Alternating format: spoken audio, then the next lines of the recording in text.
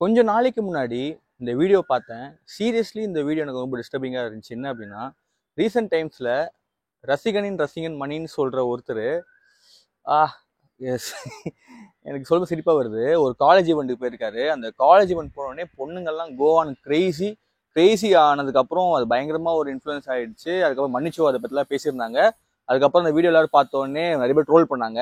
சரி இதோட அது முடிஞ்சிருச்சா அப்படின்னு பார்த்தா தான் தெரிஞ்சது ட்விஸ்ட்டு. அவர் ஏதோ ஒரு வீடியோ லீக் பண்ணி போட்டிருந்தாங்க. இப்போ நம்மளுக்கு அது தேவையில்ல. நான் ஒன்னே ஒன்று தான் கேட்குறேன். எதுக்கு ஒரு இன்ஃப்ளூயன்சரை கண்டா இவ்வளோ கிரேசி ஆறீங்க? சரி நீங்கள் மணியை விட்டுருங்க. ஸோ நம்ம அவரை பற்றி பேச போகிறதே கிடையாது. லேட்டாக பேசுவோம். ஓகேங்களா? ஸோ நான் என்ன சொல்ல வரேன்னா, முதல்ல நீங்கள் இன்ஃப்ளூயன்சர்னு யார் யாரெல்லாம் பார்க்குறீங்க, அவங்க உண்மையிலே இன்ஃப்ளூயன்சர்ஸா அப்படின்னு ஒரு டீப்பான அனலிசிஸ்குள்ளே போகலாம். ஸோ இந்த வீடியோ ஸ்கிப் பண்ணால் பாருங்க. இந்த வீடியோ ஆரம்பி 2 டிஸ்க்ளைமர். நம்பர் 1, நான் யாருக்குமே ஹேட்டர் அண்ட் ப்ரொமோட்டர் கிடையாது. ஜஸ்ட் ஒரு நாலேஜ் ஷேர் பண்ற அவ்வளவுதான். ரெண்டாவது வீடியோ ஸ்கிப் பண்ணாம பாருங்க. சரிங்களா? வாங்க இந்த வீடியோக்குள்ள போகலாம். முதல்ல நீங்க இந்த இஷ்யூக்கெல்லாம் போறதுக்கு முன்னாடி முதல்ல இன்ஃப்ளூயன்சர்னா யாரும் தெரிஞ்சுக்கோங்க. நான் ஒரு வேலையை செய்யறேன், அந்த வேலை நல்லபடியா போகுது, அதை பார்த்து பயனடைஞ்சு அந்த வேலையை அவங்களும் செஞ்சு அவங்களும் பயனடையணும். பேசிக்கலி நான் பண்ற வேலையை ஒருத்தவங்க பண்ண வைக்கணும். அவ்வளவுதான் இன்ஃப்ளூயன்சர்னா. நீங்க ஆனா இப்போ பாக்குற யூடியூபர்ஸ் எல்லாமே அப்படின்னு கேட்டா கிடையவே கிடையாது. யூடியூபர்ஸ் எல்லாருமே சோ கால் செலிபிரிட்டிஸ் அண்ட் அட்வர்டைசர்ஸா தான் இருக்காங்க. கிடையாது. நீங்க ஃபாலோ பண்ற இன்ஃப்ளூயன்சர்ஸ் லிஸ்ட் எடுத்து பாருங்களேன். நான் வந்து ஓப்பனாவே சொல்றேன். நீங்க டாக்டர் பால்னு ஒருத்தங்க ஃபாலோ பண்றீங்க. ஓகே, அவர் ஒரு டாக்டர், அவர் நல்ல கருத்துக்களை சொல்றாரு, நீங்க அதை ஃபாலோ பண்றீங்க. It's fine. அதுக்கு அர்த்தம் அவங்களோட வைஃப் பிரியா பாலை ஃபாலோ பண்ணணும் எந்த அவசியமே கிடையாது. இதை பத்தி யாராவது யோசிச்சு பாத்தீங்களா? ரொம்ப சிம்பிளான ஒரு இதுதான். அவர் டாக்டர், அதனால அவர் ஃபிட்னஸ் இன்ஃப்ளூயன்சராவோ இல்லைன்னா ஒரு ஹெல்த் ஸ்பெஷலிஸ்டாவோ இருக்காரு. ஸோ அதனால அவங்களோட ஒய்ஃப் வந்து ஒரு டாக்டராவோ இல்லை அவங்க ஒரு இன்ஃப்ளூயன்சர் ஆகணுன்ற எந்த விதமான சம்பந்தமும் கிடையாது. So note the point. ரெண்டாவது பார்த்தீங்க அப்படின்னா, ஒரு இன்ஃப்ளூயன்சரை நம்ம வேர்ல்டு வர்சஸ் இந்தியா நம்ம எடுத்துக்கலாம். ஏன்னா அதர் கண்ட்ரீஸ்ல ஒரு இன்ஸ்டாகிராம் சேனல் ஆரம்பிச்சாலோ இல்லை ஒரு டிக்டாக் பேஜ் ஆரம்பிச்சாலோ, அவங்க பேன் கிடையாது. ஸோ டிக்டாக் சேனல் ஆரம்பிச்சாலோ அவங்க ஸ்ட்ரெயிட்டாவே இன்ஃப்ளூயன்ஸ்ன்ற மைண்ட் செட்ல தான் உள்ள வருவாங்க. ஏன்னா நீங்க அவங்களோட வீடியோஸ்ல எடுத்து பாருங்களேன். அவங்க வீடியோவோட ரெக்கமெண்டேஷன்ஸ்ல ஏதாவது ஒன்று வந்துச்சு அப்படின்னா மக்களுக்கு யூஸ்ஃபுல்லா இருக்க மாதிரி இருக்கும். நம்மள மாதிரி வெறும் ஹஸ்பண்ட் ஒய்ஃப் பிராங்க்ஸ், அதுக்கப்புறம் எடுத்தாலே என்னமோ இந்தியாவே ஒரு சோத்து மூட்டை அப்படிங்கிற மாதிரி ஒரு ஃபுட் ரிவ்யூவர்ஸ்லாம் அங்கே இருக்க மாட்டாங்க. அங்கே ஒரு போனா நீங்க கிட்டத்தட்ட ஒரு ஃபோனை எப்படி பில்ட் பண்ணலாம், அப்புறம் வந்து இந்த பைக்கை எப்படி சரி பண்ணலாம், ஸோ இங்கேருந்து அங்கே போகிறதுக்கான ட்ராவலிங் எக்ஸ்பென்சஸ் என்ன, வேர்ல்டு ஃபுல்லாக சுற்றினா வேர்ல்டோட கல்ச்சர் என்ன, இப்படிப்பட்ட ஒரு எக்ஸ்பெரிமெண்டல் சேனலாக தான் அவங்க ஊரில் ட்ரெண்டிங் பேஜ்லேயே இருக்கும். ஓகேங்களா? ஸோ நம்மளோட ட்ரெண்டிங் பேஜஸில் பாருங்களேன், ஹஸ்பண்ட் ஒய்ஃப் பிராங்க்கு, அவங்க எது சாப்பிட்டாங்களா, நான் என் ஒய்ஃபை கூட்டிட்டு தாய்லாண்டுக்கு போனேன். ஸோ இந்த மாதிரி தான் வந்து இருக்குமே. ஓகேங்களா? நீங்கள் ஃபாலோ பண்ணுற இன்ஃப்ளூயன்ஸஸ் அப்படி தான். நான் நிறைய வாட்டி பார்த்துட்டேன். ஃபிட்னஸ் இன்ஃப்ளூயன்ஸ் ஒரு கப்பல் பார்த்தேன். அந்த கப்பிள்ஸ் என்ன பண்ணாங்க அப்படின்னா, ஜிம்முக்கு போய் 2 டம்பிள் தான் தூக்குனாங்க. கட் பண்ண அது ஷார்ட்ல வந்து பார்த்தீங்க அப்படின்னா ஒரு மேடையில் அவங்க சீஃப் கெஸ்ட்டாக இருக்காங்க. ஸோ எனக்கு இது வந்து சுத்தமாகவே புரியல. ஆக்சுவலி இன்ஃப்ளூயன்சர்ஸ்ன்னு யாரை சொல்றதுன்னு சுத்தமாக போயிடுச்சு. நான் மறுபடியும் சொல்கிறேன், நீங்கள் யூடியூப்பில் பார்க்குற, இன்ஸ்டாகிராம் பார்க்குற எல்லாருமே சரி, அவங்க யாருமே இன்ஃப்ளூயன்சர்ஸ் கிடையாது. They are advertisement specialist. ஆமாம், இதுதான் வந்து உண்மை. நீங்கள் ஃபார் எக்ஸாம்பிள் நீங்கள் இர்ஃபான் வியூ எடுத்துக்கோங்க. இர்ஃபான் வியூ ஆரம்பிச்சப்போ ஃபுட் ரிவ்யூ சேனலாக ஆரம்பிச்சாரு. போக போக போக அது ஃபுட் அட்வர்டைஸ்மெண்ட் சேனலாக மாறிடுச்சு. என்னடா குழப்பற அப்படின்னா ரொம்ப சிம்பிள். இர்ஃபான் வியூ ஸ்டார்டிங் வீடியோஸ்ல பார்த்தீங்க அப்படின்னா அவரு ஃபுட்டை ரிவ்யூ பண்ணுவார். எனக்கு பிடிச்சிருக்கா, பிடிச்சிருக்கு, பிடிக்கலன்னா பிடிக்கல. ஏன்னா அவரு தன்னோட காசை போட்டாரு. அதுல இருந்து வர வீடியோ யூடியூப்ல போஸ்ட் பண்ணுவாரு. அதுல வியூஸ் கிடைக்கும். அந்த காசை எடுத்து அவர் ரன் பண்ணாரு. ஸோ ஆப்வியஸ்லி அவர் யாருக்குமே ஒரு கீழே வேலை செய்யல. ஸோ அவர் ஃப்ரீடமா அவரோட பதிவுகளை பதிவிட்டாரு. அது எல்லாருக்குமே வந்து ரொம்ப பிடிச்சிருந்தது, ரொம்ப நல்லாவும் இருந்துச்சு. அதை பார்த்து நிறைய பேர் யூடியூப்குள்ளேயே வந்தாங்க. ஓகே, ஃபுட் ரிவ்யூ ஒன்று இருக்கு, நம்ம பார்க்குறோம். That is well and good. அது வரைக்கும் ஒரு இன்ஃப்ளூயன்ஸாக தான் இருந்தார். எப்போ அவர் கொஞ்சம் க்ரோ ஆனதுக்கு அப்புறம் கம்பெனிஸ் அவர் அப்ரோச் பண்ணி மணி கொடுத்து அந்த ஹோட்டல்ஸை ரிவ்யூ பண்ண ஆரம்பிச்சாங்களோ அப்பவே வந்துட்டு டோட்டலி அவுட் ஆயிடுச்சு. அவர் எப்போ வந்து அந்த ரிவ்யூ, அதாவது இப்போ நீங்க காசு வாங்கிட்டீங்க அப்படின்னா அந்த ஹோட்டல்ல நீங்க நல்லா சொல்லி தான் ஆகணும். ஓகேங்களா? ஸோ அப்பவே அவர் இன்ஃப்ளூயன்சர் இருந்து அட்வர்டைஸ்வரா மாறிட்டார். ஆனா உங்க மைண்டுக்குள்ள அவர் இன்னும் இன்ஃப்ளூயன்சரா தான் இருக்காரு. அதாவது சொன்னா நல்லது அப்படின்னு தான் உங்க மைண்ட் செட்ல இருக்கும். ஸோ அவர் போன ஹோட்டல்ல நீங்க ட்ரை பண்ணி பாத்தீங்க. நான் இன்னொன்னு சொல்றேன், இவருன்னு இல்ல, ஒரு ஓப்பன் அட்வைஸ் என்னன்னா, ஃபுட் யூடியூபர்ஸ் போற ஹோட்டல் 99.9% கேவலமா தான் இருக்கும். அதை தவிர்த்து நீங்க வேற ஏதாவது கடைக்கு போனா ரொம்பவே சூப்பரா இருக்கும். சீரியஸா, உண்மையாலே உங்க வீட்டு பக்கத்துல கிடைக்கிற பிரியாணி எவ்வளோ 10 டைம்ஸ் நல்லா இருக்கும் அவங்க சொல்ற கடைங்களை விட. ஓகேங்களா? ஸோ அது மட்டும் அவங்க கொடுக்குற ஹைப்பே வேற மாதிரி இருக்கும். அது மட்டும் கிடையாது, யூடியூப்ல உங்களுக்கு நல்லது செய்யணும்னு சொல்லிட்டு யாருமே ஒரு சேனல்ல ஆரம்பிச்சதே கிடையாது. இல்ல அது ஆரம்பிச்சா அப்படி ரன் ஆக போறதும் கிடையாது. இப்போ நானே வச்சுக்கோங்களேன், இப்போ எனக்கு எந்த ஸ்பான்சர்ஸும் கிடையாது. ஸோ என்ன மனசு தோணுது நான் சொல்றேன். ஆனா எனக்கு நாளைக்கு பணம் வந்து நாளைக்கு எனக்கு ஒரு ஸ்பான்சர் வந்தாங்க அப்படின்னா நான் கண்டிப்பா இவ்வளவு பொலைட்டா பேச மாட்டேன். So money can change anybody for any reason. பாத்துக்கோங்களேன், இப்ப நான் மனசு சொன்னதை சொல்றேன். ஸோ இப்போ என் சேனல் ஒரு 3000 சப்ஸ்கிரைபர்ஸ் இருக்காங்க வச்சுக்கோங்க. போக போக போக அது என்ன 5,000 10,000 வந்ததுக்கப்புறம் எனக்கு ஸ்பான்சர்ஷிப் வரும், எனக்கு அட்வர்டைசர்ஸ் வருவாங்க உள்ள. ஸோ ஈவென்ச்சுவலி நான் இப்படி பண்ண மாட்டேன். எப்படின்னா அவங்க சொல்றதான் நான் பண்ணியே ஆகணும். இப்போ ஒன்றும் இல்லை, நான் இப்போ ஒரு கேக் கடைக்கு போறேன், அந்த கேக் சாப்பிட்றேன், எனக்கு பிடிக்கல அப்படின்னா நான் பிடிக்கல ஓப்பனா சொல்லேன், இது எனக்கு எந்த பிரச்சனையுமே கிடையாது. ஆனா இதுவே நான் காசு கொடுத்து என்னை ஒருத்தர் கூப்பிட்டு அந்த கேக் கடைக்கு போயிட்டாரு அப்படின்னா நான் கண்டிப்பா நல்லா இருக்குன்னு தான் சொல்லி ஆகணும். இது நடந்துமே உண்மையாலே இது எனக்கு நடந்துச்சு. அதனால நான் ஃபுட் ரிவ்யூவே கை விட்டேன். சரிங்களா, இந்த சேனல் ஆரம்பிக்கிறோம் பாத்தீங்க அப்படின்னா ஒரு ஃபுட் ரிவ்யூ சேனல்ல தான் ஆரவே முடிச்சுது. நான் அந்த வீடியோ கிளிப்ஸ்ல கூட அட்டாச் பண்றேன். நான் எப்போ ஃபுட் ரிவ்யூ டோட்டலா நிப்பாட்டினேன் அப்படின்னா நான் ஒரு ஹோட்டலுக்கு ரிவ்யூ போயிருந்தேன். இப்போ அந்த ஹோட்டலே க்ளோஸ் ஆயிடுச்சு. சரிங்களா, ஏன்னா அது பண்ண வேலை அந்த மாதிரி ரிவ்யூ போயிருந்தாங்க. என்ன சொன்னாங்க அப்படின்னா இந்த சாப்பாடை குழந்தைங்களா சாப்பிடலாம், கலரே போட மாட்டோம்னு சொன்னாங்க. திருப்பி பார்த்தா கடாயில பையா ஃப்ரைட் ரைஸ்ல அஜினோமோட்டோ போடுறாரு, கலர் போடுறாரு, எல்லாம் பண்றாரு. ஸோ நான் இது ஏன் சொல்லணும், ஆனா நான் சொன்னேன். சொல்லிட்டு வீட்டுக்கு வந்து எடிட் பண்ணி தூக்கிட்டேன். மனசாட்சி ரொம்ப உறுத்துச்சு. நான் அந்த வார்த்தை எடிட் பண்ணி தூக்கிட்டேன். நிறைய பேர் கேட்டாங்க ஏன் ப்ரோ அதை நீங்க சொல்ல, அந்த கடையில கேட்டாங்க ஏன் ப்ரோ அதை சொல்லிட்டு நான் சொல்லலை. இதுதான் வந்து உண்மை. நான் முடிஞ்ச கிளிப்பை அட்டாச் பண்றேன். ஸோ எனக்கு மனசு ரொம்ப உறுத்துச்சு. எனக்கு காசு கிடைக்கலனாலும் பரவாயில்ல, எனக்கு அது வேண்டாம் அப்படின்னு சொல்லி நான் ஒதுங்கிட்டேன். ஸோ அந்த மாதிரி நிறைய கண்டென்ட்ஸ்க்கு வந்த காசு எல்லாத்தையும் ஒமிட் பண்ணிட்டு ஓகே நமக்கு நல்லா பேச வருது, ஸோ ஒரு டாக்கட்டிவ் சேனலாக ஆரம்பிக்கணும்னு சொல்லி இப்படி ஆரம்பிச்சிட்டேன். இல்லை ஏன் சொல்ல வரேன் அப்படின்னா ஒரு இன்ஃப்ளூயன்சருக்கு ஒரு சோஷியல் ரெஸ்பான்சிபிலிட்டின்னு ஒன்று இருக்கணும். ஓகேங்களா, ஸோ அதுவும் இந்தியாவில் ஒரு இன்ஃப்ளூயன்சர் வந்து ரொம்ப ஒரு கரப்டடான ஒரு இதில் தான் இருக்காங்க. ஏன்னா இந்தியாவை பொறுத்த வரைக்கும் ஒரு பொண்ணு என்ன பண்ணாலும் அவள் இன்ஃப்ளூயன்சர் தான். அவள் சீக்கிரமா ஹிட் ஆக்கிடுவாங்க, சீக்கிரமா பெகன் நியூஸ்ல இருந்து இன்டர்வியூ கொடுப்பாங்க. ஸோ இந்த மாதிரி நிறைய இந்தியா கிளிக்ஸ் ஷோ எல்லாம் வந்து இன்டர்வியூவா போகும்.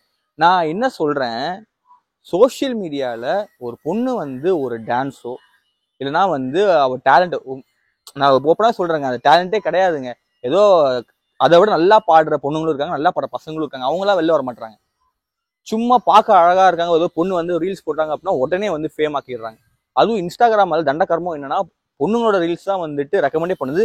ஒரு நீங்க ஒன்றும் இல்லை, நீங்க பையனோட இன்ஸ்டாகிராம் எடுத்துக்கோங்க, பொண்ணோட இன்ஸ்டாகிராம் பேஜ் எடுத்துக்கோங்க. பையன் பேஜ்லயும் பொண்ணு தான் ரெக்கமெண்ட் பண்ணுது, பொண்ணு பேஜ்லயும் பொண்ணு தான் ரெக்கமெண்ட் பண்ணுது. என்ன கான்செப்டே எனக்கு புரியல. ஓகேங்களா, ஸோ இந்தியாவை பொறுத்த வரைக்கும் நீங்க சோஷியல் மீடியாவில் ஹிட் ஆகுனா பொண்ணா இருந்தால் மட்டும் போதும். இது ஒரு டார்க் ரியாலிட்டி. ஆனால் இதுதான் உண்மை, ஒண்ணுமே இல்லை. நான் வந்து யாரையுமே டப்பு டப்புன்னு சொல்லல, பட் சொல்றேன். ஒரு பொண்ணு கன்றாவியான ஒரு குரல்ல கிட்டார் வச்சு ஒரு பாட்டு பாடிச்சு. அந்த பாட்டு பாடின உடனே அந்த பொண்ணை டப்ப டப்பான்னு ஹிட் பண்ணிட்டாங்க. ஹிட் பண்ண உடனே வந்துட்டு பிகைன் நியூஸ்ல இன்டர்வியூ கூப்பிட்டாங்க, பயங்கர ஹிட். எனக்கு ஒண்ணுமே புரியல அந்த பொண்ணு என்ன பாட்டு பாடிச்சுன்னு. அவன் அங்க வந்துட்டு நாலேஜை ஷேர் பண்ணணும்னு சொல்லிட்டு என்னென்னமோ பண்ணிக்கிட்டு இருக்கான், அதெல்லாம் ஹிட் ஆகல. இதெல்லாம் வந்து என்ன ரேஞ்சுன்னு எனக்கு தெரியல. இது என்ன கான்செப்ட், என்ன ஒரு தியரின்னு எனக்கு புரியல. ஓகேங்களா, சரி இது ஒரு பக்கம் இருக்கட்டும். நெக்ஸ்ட் பாத்தீங்க அப்படின்னா ஹஸ்பண்ட் ஒய்ஃப் தூக்கி இன்டர்வியூ எடுக்கிறாங்க. சார் அந்த ஹஸ்பண்ட் ஒய்ஃப் யாருன்னு பார்த்தா வாழ்க்கையே சாதிக்காத ஒன்றுத்துக்கும் உருப்படாத ஒருத்தனுங்க. அவங்க என்ன சொல்றானுங்க, அவங்க லவ் ஸ்டோரி பத்தி பேசுறாங்க. சரி ஓகே, லவ் ஸ்டோரி பத்தி பேசுறீங்க. ரெண்டாவது என்ன பண்றீங்க அப்படின்னா குடும்ப கதையை பேசுறீங்க. நான் ஒண்ணுதான் சொல்றேன், சோசியல் மீடியா குடும்ப கதை பேசுறதுக்கான இடமே கிடையாது. உங்க பிரச்சனையை சொல்றதுக்கான விஷயமும் உங்களுக்கு தெரிஞ்ச ஒரு சொல்றதுக்கான விஷயமும் இல்ல, இந்த மாதிரி ஒண்ணு இருக்குன்னு சொல்ற ஒரு விஷயம் தான் சோசியல் மீடியா. ஆனா இங்க போய் உங்க குடும்ப கதை சொல்றதுக்கு ஒண்ணுமே இல்லை. நான் நடுவில் பிரக்யாஷன் சொல்லிட்டு ஒரு வீடியோ பார்த்தேன். அந்த பார்த்ததுக்கு அப்புறம் நான் யூடியூபே பாதி வந்து வெறுத்துட்டேன். என்னடா இது, ஊர் எல்லாருக்குமே பிரச்சனை தான், ஆனா இது வந்துட்டு ரொம்ப கேவலமா இருக்கேடா, இதெல்லாம் போட்டு மைண்டே வந்து அப்செட் ஆகுது அது போனதுக்கே. ஸோ இந்த மாதிரிலாம் ஒரு குடும்ப கதையே வந்து ஆப்வியஸ்லி இல்லை, அது ஒரு தைரியமா அது இன்டர்வியூ எடுக்கிறாங்க. இல்லை ஒரு ஏன்னா ஒரு ரொம்ப அசிங்கமா இருக்கு அப்படின்னா, அதாவது இப்போ நீங்க பாக்குற இன்ஃப்ளூயன்சர் தெரியுமா, ஹஸ்பண்ட் ஒய்ஃப் இன்ஃப்ளூயன்ஸா இருக்காங்க, இண்டிவிஜுவல் இன்ஃப்ளூயன்ஸா இருக்காங்க, இன்ஃப்ளூயன்ஸரா ஏன் இருக்குன்னே தெரியாம இருக்காங்க. இன்னொன்னு இன்ஃப்ளூயன்ஸரோட ஒய்ஃபா இருந்துட்டு அவங்களும் இன்ஃப்ளூயன்ஸா சொல்றாங்க. இவங்க எல்லாரையுமே கூப்பிட்டு வச்சு ஒரு இன்டர்வியூ பிளேஸ் பண்றாங்க. அந்த இன்டர்வியூல அவங்க சொந்த கதை சோ கதை எல்லாமே சொல்றாங்க. It's okay, it's fine. நான் ஒண்ணு கேட்கிறேன், இது யாரு கேட்டா? இந்த உலகத்துக்கு ரொம்ப முக்கியமான ஒரு விஷயமா? ஆனா இந்த இடத்துல பார்த்தாங்க அப்படின்னா ஒண்ணுமே தெரியாத ஒருத்தன் ஹிட் ஆகுறான், அவங்க ஒய்ஃப் சேர்ந்து ஹிட் ஆகுது. இதெல்லாம் வந்து என்ன பொருள்? ஆக்சுவலி இவங்க இன்ஃப்ளூயன்ஸானு கேட்டா எனக்கு மிகப்பெரிய ஒரு கேள்வியே வருது. இன்னொன்னு இவங்களை எல்லாம் தூக்கிட்டு போய் சீஃப் கெஸ்ட் சொல்லி காலேஜ்ல நிக்க காட்டுறாங்க. அப்படி அந்த நான் சொல்றேன், காலேஜ் லூஸா இல்ல காலேஜ் படிக்கிறவங்க லூஸா இல்லைன்னா வந்து அவங்க செலிபிரிட்டி நம்புறாங்களா அவங்க லூஸானே எனக்கு ஒண்ணுமே புரியல. அது மட்டும் இல்லாம இருக்கிறதுலே தரமொக்கையான ஒருத்தனை அவ்வளோ கிரேஸா வந்து பண்றாங்க. எனக்கு அது சுத்தமா புரியல, அது ஏன்றதே தெரியல. அது மட்டும் இல்லாம அவங்க இப்போ ஒரு சீஃப் கெஸ்ட்னா அது ஒரு அர்த்தம் என்ன? இந்த மாதிரி நான் ஒரு விஷயம் சாதிச்சிருக்கேன், நான் அதை பத்தி பேச போறேன் மேடையில, அதை பார்த்து ஒரு 1000 பேர் பார்க்க போறாங்க, அவங்க இன்ஸ்பிரேஷனா எடுத்துட்டு அவங்க கோல்ஸுக்கு ஏற்ற மாதிரி ஓடணும், அவ்வளவுதானே ஒரு சீஃப் கெஸ்ட்னா. ஆனா இங்க சீஃப் கெஸ்ட் வர்றது யாரு? ஒரு டிக்டாக்ல பைத்திய மாதிரி வந்துட்டு சும்மா டான்ஸ் ஆடுற ஒருத்தங்க. இதை பார்த்து இப்போ அந்த 1000 பேர் இப்போ டிக்டாக் பண்ணணுமா இல்லை இன்ஸ்டாகிராமில் ரீல்ஸ் போடணுமா, எனக்கு ஒன்றுமே புரியல. இன்னொன்று தெளிவாக சொல்கிறேன், ஒரு பொண்ணு ரீல்ஸ் போடுறது எந்த வித பிரச்சனையும் கிடையாது. ஏன்னா இந்த உலகம் நல்லது பண்ணாலும் அவனை திட்ட தான் போகுது, கெட்டது பண்ணாலும் திட்ட தான் போகுது. நான் என்ன சொல்கிறேன், உங்களுக்கு ஏதாவது ஒரு நாலேஜ் இருந்தால் ஷேர் பண்ணுங்கள். ஒரு இன்ஸ்டாலையோ ஒரு யூடியூப்ல ஷேர் பண்ணுங்கள். அது மூலியம் மக்களுக்கு நீங்கள் நல்ல விஷயம் சொல்லி அது மூலியமாக திட்டு வாங்கினீங்கன்னா வெல் அண்ட் குட். ஃபேமிலியும் உங்களுக்கு சப்போர்ட் பண்ணுவோம், ஃப்ரெண்ட்ஸ் சப்போர்ட் பண்ணுவாங்க, எல்லாம் சப்போர்ட் பண்ணுவாங்க. நீங்கள் சும்மா ரீல்ஸ் போட்டிங்கன்னா கீழே கமெண்ட்ஸில் பார்த்தீங்கன்னா கண்டிப்பாக கேவலமாக தான் இருக்கும். கிட்டத்தட்ட இந்தியாவில் இவ்வளோ வக்கரமாக இருக்க பசங்களாம் இருக்கானுங்கன்னு சொல்லிட்டு அந்த இன்ஸ்டாகிராம் கமெண்ட்ஸ் கீழே போனால் தான் தெரியும், ஆனால் இவ்வளோ கேவலமாக எழுதி வச்சிருக்கீங்க அப்படின்னு சொல்லிட்டு. அப்படி தான் இருக்குமே. They are not influencer, they are not celebrities, they are not advertisers. சொல்ல போகணும்னா they are call so call celebrities யார் அப்படி பார்த்தீங்க அப்படின்னா, இந்த ஊருக்குள்ள 400 கோடி தான் 400 சுத்தவங்க தெரியுமா, அவங்க தான் இவங்க எல்லாருமே. ஸோ நான் வந்து ஒன்று தான் சொல்கிறேன், தயவு செஞ்சு உங்க பின்னாடி போகாதீங்க. நான் ஈவன் தோ சொல்கிறேன், நீங்கள் யாரை சீஃப் கெஸ்ட்டாக கூப்பிடலாம், வாழ்க்கையில் ஒன்று சாதிச்சுவேன், சரி நீங்கள் சாதிச்சவனும் வேணாம், அதுக்கு ரொம்ப டிலே ஆகும். இல்லை ஒன்று புதுசாக கண்டுபிடிச்சவன், அவன் தமிழ்நாட்டிலே கிடையாது. ஏன்னா அந்த அளவுக்கு கொடுக்குறதே கிடையாது. எல்லாருக்குமே இன்ஸ்டாகிராம் டிக்டாக்கும் பார்க்குறதா டைம் இருக்க தவிர ஒரு சாதிக்கிறதுக்கான விஷயமோ கண்டுபிடிக்கிற விஷயமோ கிடையாது. It's fine, okay. அட்லீஸ்ட் உங்கள் ஏரியாவில் கொஞ்சம் படித்தவன் ஒருத்தர் இருப்பான் தெரியுமா, பிஹெச்டி முடிச்சிருப்பான், ஏதாவது ஒன்று பண்ணியிருப்பான், அவனை கூட்டு பண்ணி வைப்பான். அதுவும் கிடையாது. 2 விஷயம் தான் இப்போ காலேஜ் வந்து ஃபோக்கஸ் பண்ணுது. ஒன்று இந்த செலிபிரிட்டிஸை கூப்பிடணும். இந்த செலிபிரிட்டிஸை கூப்பிட்றது மூலிமா வந்துட்டு நம்ம வந்து மணி ஏர்ன் பண்ணலாம், ஒரு அட்வைஸ்மெண்ட் வந்து நம்ம ஏர்ன் பண்ணிக்கலாம். அப்படி இல்லை, 2வது இந்த மூவியில் நடிக்கிறவங்க, எனக்கு 2மே புரியல. இவங்க 2 பேருமே எப்படி ஒரு இன்ஃப்ளூயன்சராக இருப்பாங்கன்னு சுத்தமாக புரியல. ஒரு மூவியில் நடிக்கிறவங்க என்ன கற்றுக் கொடுப்பாங்க, நம்ம டான்ஸ் ஆடுங்க, படம் நடிங்க அப்படி சொல்லுவாங்களா? இல்லைனா இவங்க இந்த டிக்டாக்லாம் பண்ணிட்டு இன்னொன்று பரவாயில்லைங்க, யூடியூப்ல அதிகமாக பேசுகிறவனெல்லாம் வந்துட்டு செலிபிரிட்டி சொல்லிட்டு கூப்பிட்டுக்கிறாங்க. அதெல்லாம் ரொம்பவே வருத்தமாக இருக்குது ஆக்சுவலி சொல்ல போனால். ஏன்னா ஃபஸ்ட்டு இன்ஸ்டாகிராம் தான் இந்த கேடுகட்ட வேலையை வந்து பண்ணிட்டு இருந்துச்சு. அதாவது என்ன வீடியோ கிடைச்சாலும் பூஸ்ட் பண்ணிச்சு, என்டர்டைன்மெண்ட் பிளாட்ஃபார்மாகவே இருந்துச்சு. கிட்டத்தட்ட 0 நாலேஜ் இருக்க ஒரு பிளாட்ஃபார்ம் தான் இன்ஸ்டாகிராமே இருந்துச்சு. அப்புறம் என்ன பண்ணாங்க, யூடியூப்ல ஷார்ட்ஸ் ஒன்று கொண்டு வந்தாங்க. ஷார்ட்ஸ்ல மறுபடியும் இன்ஸ்டாகிராம்ல என்ன வீடியோ போட்டாங்களோ தூக்கி இதில் போட்டாங்க. இதில் போட்டோன்னே இதுவும் நாசமாக போச்சு. ஆக்சுவலி இன்ஸ்டாகிராமுக்கு யூடியூபுக்கு ஒரு சின்ன கோடு தான். என்ன அப்படின்னா, யூடியூப் வந்து ஒரு எஜுகேட்டிவ் பிளாட்ஃபார்ம். அதாவது நீங்கள் என்டர்டைன்மெண்ட்டும் போடலாம், எஜுகேஷனும் போடலாம், எல்லாமே போடலாம். இதுக்கான ஒரு குரூப் ஆஃப் ஆடியன்ஸ் இருப்பாங்க, எல்லாரும் வந்து பார்த்துட்டு போவாங்க. ஆனால் இன்ஸ்டாகிராம் பியூர்லி வந்து என்டர்டைன்மெண்ட் பிளாட்ஃபார்ம்.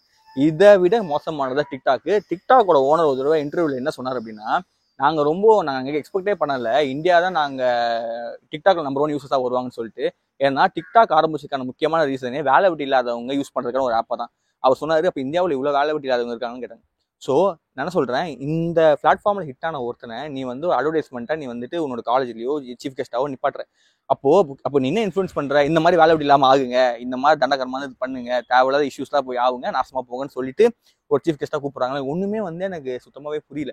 ஸோ தெரிஞ்சு வந்தது இந்த ஒரு செலிபிரிட்டி தான், மணின்னு சொல்லிட்டு ஒரு செலிபிரிட்டி தான். ஓகேங்களா? ஸோ இன்னொன்று, இந்த சோஷியல் மீடியாவில் இருக்கவங்களுக்கு இன்டர்வியூ எடுக்க ஒரு ஆளே கிடைக்கலையான்னு தான் கேட்குறேன். இன்னொன்று, அவங்க டைவர்ஸ் கேஸ் எடுத்து பேசுகிறாங்க. இவங்கன்னு இல்லை, யாரும் டைவர்ஸ் கேஸ் எடுத்து பேசுகிறாங்க, ஒரு மேரேஜ்லாம் எடுத்து பேசுகிறாங்க. இருக்கிறதுலே ரொம்ப ரொம்ப ரொம்ப மட்டமாக இருந்துச்சு. அதாவது இவங்கெல்லாம் யாருன்னே தெரியாமல் அவங்க இன்டர்வியூலாம் ரொம்ப பார்த்த இதெல்லாம் இருக்குது. இதில் இன்னொரு மிகப்பெரிய கொடுமை என்னன்னா, ஒருத்தங்களுக்கு வந்து கல்யாணம் ஆகுதுன்னு வச்சுக்கோங்களேன், அந்த குரூப்பையே அவங்க அம்மா அப்பா எல்லாரும் ஒரு குரூப்பையே வந்துட்டு மொத்தமாக காசு கொடுத்து உட்கார வச்சு அவங்க அட்வைஸ் பண்ணுறாங்க, அதாவது இன்டர்வியூ எடுக்கிறாங்க. அதுக்கு காசு, சரி ஓகேடா இதுதான் கூட்டு வராங்க காசு சொல்லிட்டு அவங்களுக்கு நல்ல சண்டை ஆயிடுச்சு வச்சுக்கோங்களேன், மறுபடியும் காசு கொடுத்தா சண்டையை போய் சொல்றேன்றாங்க. நான் என்ன சொல்றேன், நீங்க என்ன பணத்துக்கு செத்தவங்களா, இல்ல இதுதான் உங்களோட ஏர்னிங் மீடியமா? எனக்கு உண்மை புரியல. உங்க பர்சனல் விஷயத்த காசுக்கு வித்து நீங்க பண்ற அளவுக்கு தான் இப்போ இன்ஃபுளுன்ஸ் இருக்காங்க. ஈவன் தான் நம்ம வந்துட்டு இப்போ இவரால் தான் கொஞ்சம் அறிவு வந்துச்சு எல்லா மக்களுக்கும், நம்ம இவங்க பின்னாடி போகக்கூடாது அப்படி சொல்லிட்டு. அது மட்டும் இல்லை, இந்த மாதிரி மட்டமான இன்ஃபுளுன்ஸ் போறவங்க எல்லாரும் பார்த்தீங்க அப்படின்னா மேக்ஸிமம் பொண்ணுங்க பசங்க தான். எல்லா 13 வயசுல இருந்து 18 வயசு இருக்க பொண்ணுங்களும் பசங்களும் தான் இருக்காங்க. ஏன்னா அவங்க மெச்சூரிட்டியே இருக்காது. ஸோ அவங்களுக்கு கேட்டு பாருங்களேன், நான் என்ன போனேன் யூடியூபர் இப்பெல்லாம் ரொம்ப ஈஸியாக சொல்றாங்க, யூடியூபர் ஆயிடலாம், இன்ஸ்டாகிராம் ஆயிடலாம்னு சொல்லிட்டு. யூடியூப்ன்றது it's not a celebrity platform, it's a social media platform. இங்க நீங்க வீடியோ போடலாம், அதுக்கேற்ற மணி ஏர்ன் பண்ணலாம், அவ்வளவுதான். இதை ஒரு கரியரா கொண்டு போறதுதான் வந்து பெரிய விஷயம் தான். இன்னொன்னு சொல்றேன், கம்ப்ளீட்டா டேலண்டா இருக்க தான் ஒருத்தங்க தான் இன்ஃப்ளூயன்சர் ஆகணும்னா கண்டிப்பா சேட் ரியாலிட்டி என்னன்னா அவங்க தான் ஆகவே முடியும். அது என்டர்டைன்மெண்டா இருக்கலாம், எஜுகேஷனா இருக்கலாம், டான்ஸ் எதுவா இருந்தாலும் சொல்றேங்க, உங்ககிட்ட டேலண்ட் இருந்தா நீங்க உள்ள வந்தா கண்டிப்பா ஒரு இன்ஃப்ளூயன்சரா ஆகலாம். ஓகேங்களா? அது மட்டும் இல்லை, அப்படி வச்சா தமிழ்நாட்டிலே கிட்டத்தட்ட விரல் விட்டு என்ற அளவுக்கு தான் யூடியூப் சேனல்ஸும் இன்ஸ்டாகிராமோட சேனல்ஸும் எஜுகேட்டிவா இருக்கு. மற்றது எல்லாமே குப்பை தான், அட்டர் மோஸ்ட் குப்பை தான். நீங்க கடைசியா இன்னைக்கு ஒரு இன்ஸ்டாகிராம்ல உங்க வாழ்க்கைக்கு பிரோஜனமான ஒரு ஷார்ட்ஸ் பாத்தீங்கன்னு சொல்லுங்க பார்க்கலாம். கிடையாது, வாய்ப்பே கிடையாது. என்னைக்கு நீங்க கடைசியா ஒரு குக்கிங் வீடியோ யூடியூப்லயோ இன்ஸ்டாகிராம்லயோ பாத்தீங்க? அதுவும் கிடையாது. ஓகேங்களா? இப்போ வர்றது எல்லாமே என்ன, ஃபுல்லாவே உங்க சிரிச்சு வச்சு நேரத்தை வேஸ்ட் பண்ணுது, நம்பர் 1. 2வது என்ன பண்றாங்க அப்படின்னா, ஏதோ ஒரு பொண்ணு ஒரு 1/2 செகண்ட் டான்ஸ் ஆகுது, அதுக்கு ஒரு லைக், இவ்வளவுதான் மிஞ்சி போனா சோஷியல் மீடியாவே ஆயிடுச்சு. இது நம்ம ஊர்ல மட்டும்தான் ரொம்ப அக்ரெசிவா இருக்கு, மற்ற ஊர்ல இருக்கானா, நம்ம ஊர்ல ரொம்ப அக்ரெசிவா இருக்கு. நீங்கள் கடைசியாக எப்போ ஒரு ப்ராங்க் சேனல் பார்த்தீங்க, இப்போ வரைக்கும் அந்த சேனல் நீங்கள் ஃபாலோ பண்ணிட்டு தானே இருக்கீங்க. ஸோ உங்களுக்கு அது பிடிச்சிருக்கு, ஓகேங்களா? ஸோ என்டர்டைன்மெண்ட்டு ஒரு அளவுக்கு தான் இருந்ததுக்கு தான் என்டர்டைன்மெண்ட், அதுக்கப்புறம் எல்லாம் மோசம். நான் என்ன சொல்ல வரேன்னா, நான் டீப்பாக சொல்கிறேன், கொஞ்சம் வளவளம் தான் போகுது. நீங்கள் ஒரு இன்ஸ்டாகிராமோட வியூவர்ஸையோ இல்லைனா யூடியூபரோ நீங்கள் ஃபாலோ பண்ணுறது தப்பு கிடையாது. பட் உண்மையில ஒர்த்தான்னு சொல்லிட்டு ஃபாலோ பண்ணுங்கள். ஏன்னா இது நிறைய பிஸ்னஸ் இருக்குது. ஃபார் எக்ஸாம்பிள் நீங்கள் ஒரு டாக்டர் ஃபாலோ பண்ணுறீங்க அப்படின்னா, அந்த டாக்டர் சொல்கிற ஃபுட்டை நீங்கள் வந்து ஃபாலோ பண்ணுவீங்க. ஸோ அந்த நெக்ஸ்ட் என்ன பண்ணுவாங்கன்னா, அந்த ஸ்பான்சர் அந்த டாக்டர்கிட்ட காசு கொடுத்து இந்த ஃபுட்டை நீங்கள் ப்ரொமோட் பண்ணுங்கன்னு சொல்லுவாங்க. நீங்கள் வாங்கி சாப்பிடுவீங்க, அதனால ஒரு காசு கிடைக்கும். ஸோ நிறைய விஷயங்கள் இருக்குது. ஸோ ஒரு நீங்கள் உங்களுக்கு சுய புத்தி இருக்குன்னு நான் நம்புகிறேன். ஸோ என்ன பண்ணுவீங்க அப்படின்னா, ஒரு செல்ஃப் அனலிஸ்ட் போட்டுட்டு ஒரு இன்ஃப்ளூயன்சரையோ இல்லைனா வந்துட்டு ஒரு யாரையாவது நீங்கள் ஃபாலோ பண்ணணும்னு நினச்சிங்கன்னா, அது யூடியூப்ல தான் இருக்கணும் அவசியம் கிடையாது.